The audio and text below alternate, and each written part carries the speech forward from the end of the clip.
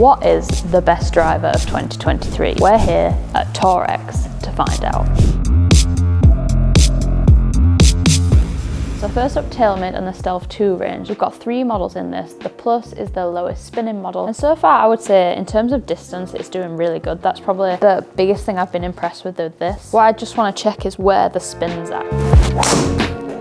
Now, this is meant to be TaylorMade's like lowest spinning, lowest launching option. For me, I've still found when I've tested this in different conditions, different weather, on and off the golf course, it does still launch pretty high. If you're someone like me who already hits the ball very high, I'm not sure this is doing as much as I would like for it to lower that ball flight down a little bit. You can see there just how high the spin is as well. I have found that throughout my testing, the spin has been a little bit high.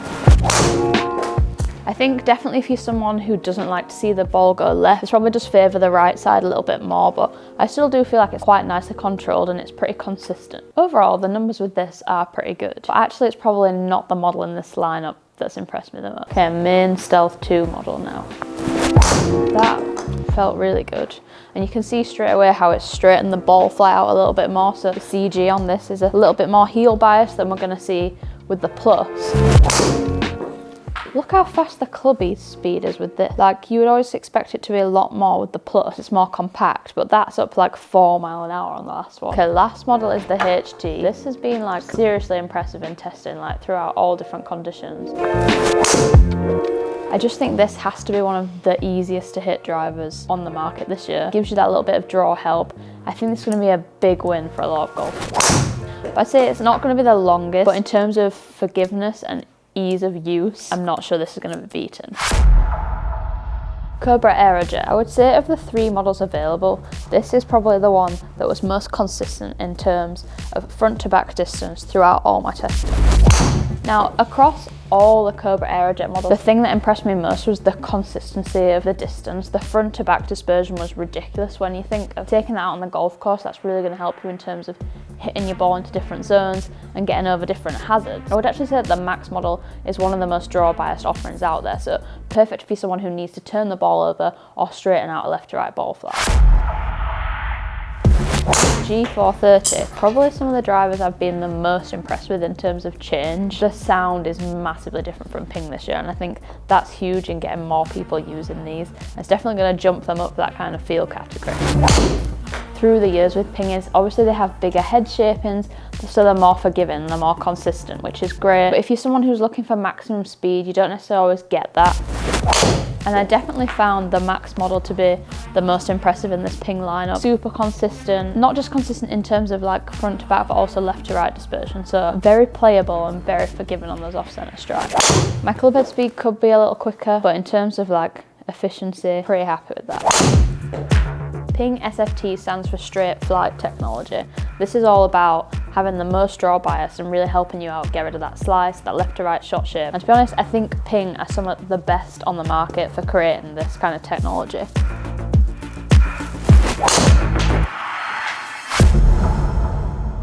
Callaway Paradigm. This triple diamond is something else. I love the way it sits behind the golf ball. I've definitely noticed a big increase in ball speed and distance. And what I think has been interesting is for me, I hit the ball very high. I can control this probably the best of any model this year, which is definitely very important when you're playing kind of in windy conditions over here in the UK. I would say this is definitely the longest of the 3 models available. The main Paradigm or the X, that's where you see a little bit more draw bias, but not quite as much distance. Now I've only got the Paradigm in a 10.5, which definitely isn't ideal in terms of my ball flight. Although actually, it has flown lower than some models with a 9 degree from other brands, which is interesting. Overall, it's just pretty good data. Ball speed perhaps down a little bit, but so is my club head speed, just because this is slightly bigger. I would say this is definitely more forgiving than the triple diamond model, but it's nowhere near as long.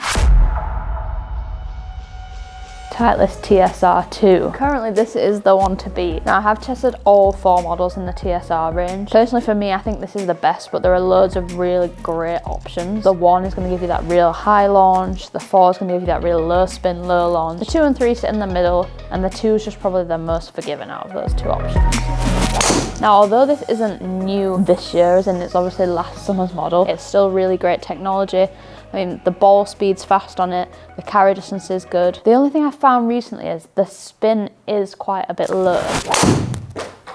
See, the spin is coming up quite low there, but the other numbers are really good. She nearly fell over then. It's a nice shot though. Srixon ZX drivers. I've got the 5 and the 7 to test, both of which have been pretty consistent so far in testing. Definitely have quite a high pitched sound compared to other things, which is something I've noticed. Pretty good and consistent data though. 94 club head speed, 232 carry, pretty decent carry distance. ZX7, the more kind of tour inspired low spin model in this range. I do think Srixon drivers are massively overlooked. Like, it's not something people commonly say they really want to test, but they are a really good product. This one's definitely a little bit more fade biased than the 5, I would say. Decent club head speed to carry. I would say the smash is potentially a little bit lower than we've seen in some of the models. I think Wilson have really stepped up their driver offerings this year. The Dynapower, both models, performed really well, and I think it's great they now have that carbon offering, which is a bit more tour inspired and definitely aimed at that better player market. So I've tested both the Dynapower and the carbon. I don't actually have the carbon with me, but I do think the carbon was probably the one I preferred. A little lower launching, probably a little bit more optimal in terms of distance, but having said that, the main Dynapower model is performing really well too. 94.5 club head speed, 233 carry, and just under 140 ball speed, so pretty much where I'd want my day to be. Ooh, that's gone a bit right. Mizuno have been really going after the driver market hard for the last few years, and I think these new models are their best yet. This is the STX, which is more of their draw and probably the most forgiving offering they've got. How good does that sound? Obviously Mizuno are known for feel with their irons, but I think the feel and the sound here is really nice too. I've tested them here indoors. I've also tested them outside, and I've made sure to do that in different wind conditions. So we've done downwind, into the wind, and crosswind. First up, let's talk about looks and which I think is best in this category. I love the Stealth 2 and how they've changed that this year. I think it looks really clean behind the golf ball. I love the addition of this gloss on the top instead of that traditional TaylorMade matte, and I really like this colour pop on the back. I kind of wish they'd added it as obviously to every model, because kind of like you can see in the Plus, it doesn't quite come up onto the crown as much. After that, I think my second favourite is probably going to be the Titleist. I just love how clean it looks on the top and how classic it is. Now obviously the looks is a little bit personal. It's going to come down to what you prefer. I think for some people, having something bigger, like a bigger footprint behind the golf ball, is going to help. So I would also mention like the Ping G430, the Max. I think maybe for people who want more forgiveness, this would really tick a lot of boxes in terms of visuals. Sound and feel. Super important category that kind of often gets forgotten, but if it's wrong, people really notice. You have to mention Ping in this. They've improved the acoustics of their drivers. I mean, the sound's almost unrecognizable. I think that's really going to help them in terms of converting more people into using this, because sometimes the sound was just a bit off-putting for people. Other notables for me would be the Mizuno. I think that sounds really great. And then for me, my favorite does have to be the Titleist. I think they just managed to nail that somehow every year. Let's talk distance, because it's something everyone asks about as soon as their new drivers come out. So a noticeable one that kind of stood out really to me was the Stealth 2 HD, which wasn't one that I thought was going to be the longest, given it's kind of designed to go high and be draw biased. But you could hit some seriously long golf shots with this. Again, when we look at the Ping lineup, we see a similar thing. It was actually the G430 Max that was the longest out of the 3 models. But I really like the fact that, because it's a bit more forgiving, you can just hit this hard and still get that distance. In the Titleist range, I did squeeze out more distance out of the TSR4, but it probably wasn't as forgiving as the other model. So in terms of max distance, you would definitely get that out of that model. Then again, in the Callaway Paradigm range, I saw a similar thing. So it was their low spinning model, the Callaway Paradigm Triple Diamond, which was definitely the longest. Which one of these is going to provide the most draw bias? For me, there's one clear winner. It has to be the Ping SFT. SFT stands for Straight Fly Technology, and this is some of the best I have seen in terms of straightening out a left to right shot shape. This is offering you some serious shot shape correction. So if you're someone who struggles with a slice, I would seriously recommend testing this out. After that, I also really liked the Cobra Aerojet in the X option, and found that was really draw biased as well. So most forgiving. The category that doesn't sound as sexy, but probably is the most important. All 3 Ping models were excellent across this category, kind of just in different dispersion windows. The Max was probably the straightest, the LST was a little bit more fade biased, and the SFT is obviously extremely draw biased. All 3 I was really impressed with the consistency, probably the max, the most of all three of them. The TaylorMade Stealth 2 HD was definitely one that shocked me. I think this was probably the easiest to hit, and it also was one of the most consistent in terms of dispersion. But which one am I going to put in my bag, and which one do I think is the best driver of 2023? I've changed my mind so many times on this as I've gone through the testing. I'll test them once in warm weather and think I have an answer. I'll test them again in the wind and completely change my mind. And this has been happening over and over, but I think I have a pretty good idea now. When I hit the ping out in Portugal, I was really torn. It was super consistent, it was really long, it launched high, and then I brought it back into the UK and tested it in the wind. And this is where I kind of changed my mind a little bit. This driver is great, but I hit the ball very high and I generate quite a bit of spin already. Now, I'm not saying I couldn't get this better with a proper custom fitting. I do just have the new equivalent of the shaft that I was fitted into a few years ago. It flies a little bit too high and spins a little bit too high. Most people are the opposite to me. They hit it too low, they don't spin it enough. This is gonna be perfect. I think this is just gonna perform so well this year because of how good the dispersion is, how good the distance been, how much better the sound is. I think for most golfers, this is going to be a really solid option, but it's not quite made it into the bag for me. Now that leaves one other model that was really in the running, and that is the Paradigm Triple Diamond. What really switched for me is when I hit this on the windy days, so in left to right winds and also into the wind. The flight of this was a lot more controlled than other models, and so was the spin, which meant it was easily stacking out in terms of dispersion and distance as the best in those conditions. Which leads me to my current conundrum. Which one of these do I put in place? The Titleist TSR2 and the Callaway Paradigm Triple Diamond. And normally I wouldn't compare these in kind of the same shaft or the same setup, but I feel like they're so different, I need to do an extra bit of testing. So basically now these both have the same shafts in them.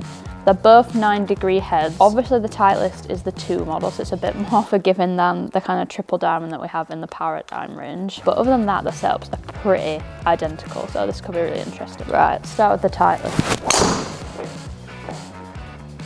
Felt nice.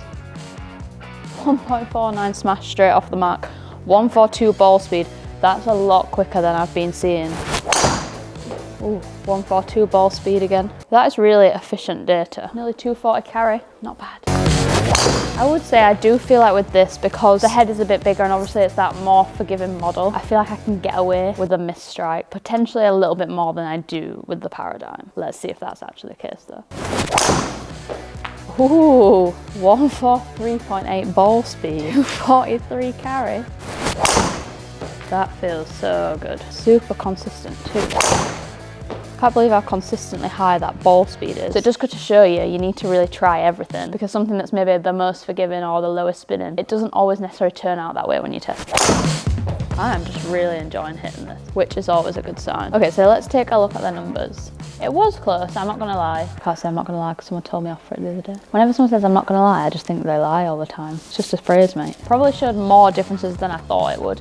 The Titleist definitely felt better and the numbers were better. Now what's interesting is we kind of saw like nearly a full mile-an-hour increase in club head speed when we jumped to the Triple Diamond. Obviously the club head is a little bit smaller, so that's going to factor into that. And that meant we saw the ball speed jump up, so nearly 2 mile-an-hour extra. Average carry distance of 240. That is massive. So basically we got 6.5 yards, nearly 7 yards extra carry distance.